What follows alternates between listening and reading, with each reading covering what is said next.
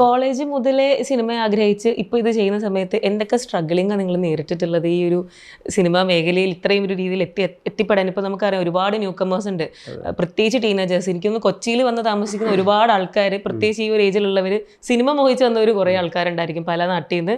College കഴിഞ്ഞിട്ടില്ലെങ്കിൽ കോളേജിൽ പഠിക്കാൻ പോകുന്ന രീതിയിൽ നമുക്ക് കൊച്ചിയിൽ വന്ന് സിനിമയിൽ കയറാം. അപ്പോൾ നിങ്ങളുടെ ആ ഒരു സ്ട്രഗ്ലിംഗ് പീരീഡ് ഒക്കെ എന്തായാലും ഉണ്ടായിട്ടുണ്ടാവുമല്ലോ, അത് എങ്ങനെയായിരുന്നു? പിന്നെ കുറച്ചുകൂടെ ബാങ്ക് ജോലിയിലാണ് വർക്ക് ചെയ്യുന്ന ആളാണ് ഞാൻ. പക്ഷെ കുറച്ചും കൂടെ ഇതിനു വേണ്ടി സിനിമയ്ക്ക് വേണ്ടിയിട്ട് അപ്പം അതിൻ്റെതായ ബുദ്ധിമുട്ടുകൾ ഒരുപാട് ഉണ്ടായിരുന്നു. സാമ്പത്തികമായിട്ടുള്ള പിന്നെ അനിശ്ചിതത്വം ഉണ്ട്. പിന്നെ മൊത്തത്തിൽ ഇതിനൊരു ഭയങ്കരമായ അൺസർട്ടനിറ്റി ഉണ്ട്. ഇപ്പൊ നമ്മൾ കൂടുതൽ സക്സസ് സ്റ്റോറീസ് ആണ് കാണുന്നത്.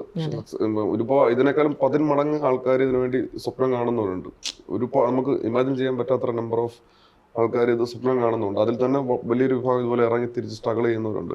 അതിൽ കുറച്ച് പേരെ വിചാരിക്കുന്ന പോലെ ഇതിലോട്ട് കൃത്യമായിട്ട്, അപ്പം അതിന് നമ്മുടെ കയ്യിലുള്ള സംഗതികൾ, അതിന്റെ ക്വാളിറ്റി, അതിനോടൊപ്പം നമുക്ക് ഒരിക്കലും കൺട്രോൾ ചെയ്യാൻ പറ്റാത്ത വേറെ കുറെ എലിമെന്റ്സ് എല്ലാം കൂടെ ചേർന്നെങ്കിലേ ഇത് കൃത്യമായിട്ട് സംഭവിക്കത്തുള്ളൂ എന്നൊരു റിയാലിറ്റി ഉണ്ട്. അപ്പൊ ഏറ്റവും അടിസ്ഥാനപരമായിട്ട് വേണ്ടത് കൃത്യമായ ഒരു സിനിമ നമ്മുടെ മനസ്സിൽ ജനിക്കുക എന്നുള്ളതാണ്. ഒരു ഒരു സക്സസ്ഫുൾ ആകാൻ സാധ്യതയുള്ള ഒരു സിനിമ നമ്മുടെ ഉള്ളിൽ ജനിക്കുക, അത് ഫുൾ സ്ക്രീൻ പ്ലേ ആയിട്ട് തന്നെ ഉണ്ടാകുക എന്നുള്ളതാണ് ഏറ്റവും പ്രധാനപ്പെട്ട ഒരു സംഗതി എന്ന് തോന്നുന്നു. അപ്പൊ നമുക്ക് ഒരാളോട്ട് അപ്രോച്ച് ചെയ്ത് നമ്മുടെ കയ്യിലുള്ള സാധനം ആദ്യം അത് നല്ല സാധനമായിരിക്കണം. 2, അത് ഒരാളോട്ട് അപ്രോച്ച് ചെയ്ത് അങ്ങോട്ട് പ്രസന്റ് ചെയ്യാനായിട്ട് എത്തിച്ചേരുക എന്നുള്ളതാണ് ഏറ്റവും വലിയ ടാസ്ക് എന്ന് പറയുന്നത്.